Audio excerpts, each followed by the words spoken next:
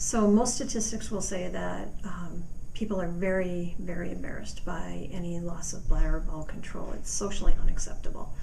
And the average person waits over 7 years to seek care. Usually by that time the problem has become such a significant quality of life issue that they can no longer hide it from family and friends. It starts to interfere with their ability to participate in activities. It means that they can't travel. It means that they can't participate in normal social activities anymore without fear of embarrassment or severe debilitating pain. And at that point, they may seek care. There may be multiple tests that are run to rule out certain conditions. By the time they get to me, they can be very frustrated. They can have a significant impact on the quality of their life.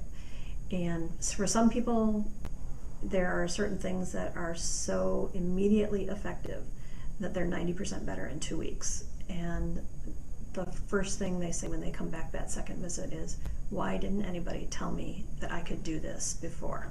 Why have I been like this for 20 years? And we talk about the things that they've been told over the course of their lifetime. Do your Kegels. Well, they were told it when they were pregnant. Did they do them when they were pregnant? Yeah, probably. Have they been doing them since? No. Are Kegels the only thing that help? No. There are lots of things that go into your control, and it's not just your pelvic floor muscles, so you have to have good posture, you have to have good pelvic floor muscle tone, you have to have good abdominal tone.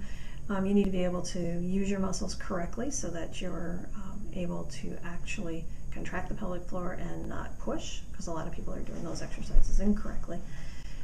So what we end up doing is making sure that they're doing them right.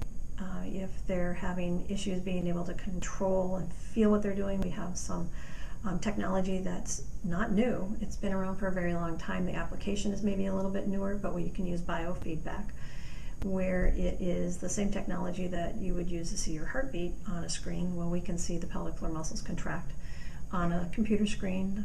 When you're watching it, you can make that connection. This is my body and this is what I'm doing, or wow, I'm really doing it wrong. Look at how much I'm using my abdominals. I'm actually pushing.